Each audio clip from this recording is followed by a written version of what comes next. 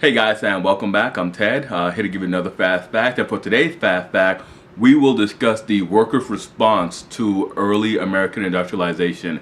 Now, there was a lot of success, a lot of quick success with the early industrialization in the United States. However, there was a hidden drawback with the early industrial growth, and that is it could not go on without and serious social and industry repercussions. The more new mills sprang up, the more the older mills proved to be successful and just profit machines, the more new mills would spring up and create new competition for the mills. It led to this increasing competition amongst all the mills operations in operation. Now, the more competition increased, the more prices fell. And as prices fell, as the mills sought to undercut each other and each other's consumer bases, as they competed over the consumer bases, they undercut each other, and they also undercut the skilled artisans who were in the process driven out of work and embittered. Now, it wasn't just the mills or the other manufacturers. It wasn't just them driving them out. They also drove each other out of business. So you had this increasing number of artisans, skilled artisans, who were driven out of business, and their apprentices who were driven out of business. But you also had failed mill operatives, failed mill owners who were driven out of business and now embittered by the successful and and the mills that continued in operation. Those who were driven out of business turned their frustrations on the state legislatures that chartered the mills. The mill workers were also caught up in this as well, the operatives. How could they not be caught up in it? When the mill owners found out that they could no longer undercut each other, they could not undercut the prices they charged, or even undercut the production cost without infringing upon their profits or their ability to turn profits, they instead turned to cutting or slashing away at the workers' pay. The mill owners, the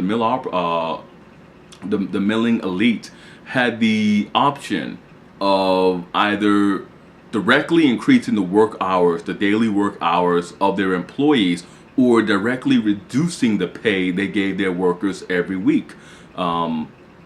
These events, these two options, and the mill owners did put these options to use. These two events disgruntled, alarmed, and alerted the workers, who subsequently began to organize themselves for protections, and they used strikes and workstation sabotage to enact a sort of revenge. Now, in 1827, the Philadelphia Mechanics formed a citywide trade union, the Mechanics Union of Trade Associations. They expanded in 1834 to create the General Trades Union of the City and County of Philadelphia. Not to be outdone, New England workers formed the New England Association of Farmers, Mechanics, and Other Working Men. And they established their headquarters. They established themselves in Providence, Rhode Island. In 1833, New York City workers, not to be outdone by their contemporaries, formed the Working Men Associations, and from there they formed the General Trades Union of New York. And in 1834, they sort of launched or led the first attempt at national union organization, with the formation of the National Trades Union in New York City. Now, these unions, these workers' associations, went on to sponsor over 120 strikes in the northeastern United States alone. However, in the 1820s, 1830s, unions or workers' associations were relatively uncommon. It was relatively unknown in the United States. And again, the only previous mode of employment for American citizens had been farm labor. And if you didn't like what was happening on someone else's farm, you simply got your own farm. You simply moved out west. For the mill workers, there was simply no option of going out west and making a new mill, or even going down the street and starting your own mill operations. It took a lot of capital to start up a mill operation. Nonetheless, they persevered, and they even They even brought to bear political power on, or at least the threat of the exercise of political power on the wealthy elite and the burgeoning industrialists.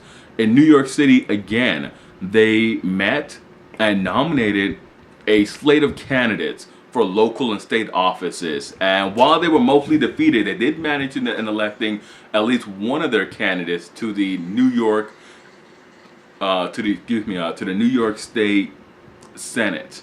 Not to be outdone again, working men in Boston met and nominated Samuel Clessen Allen from the Massachusetts Working Man's Party for governor, and Allen won.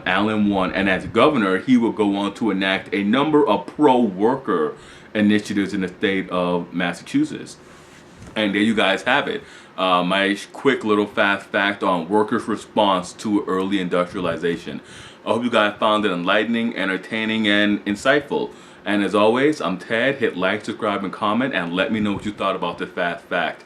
And I'll see you guys next time for another fast fact.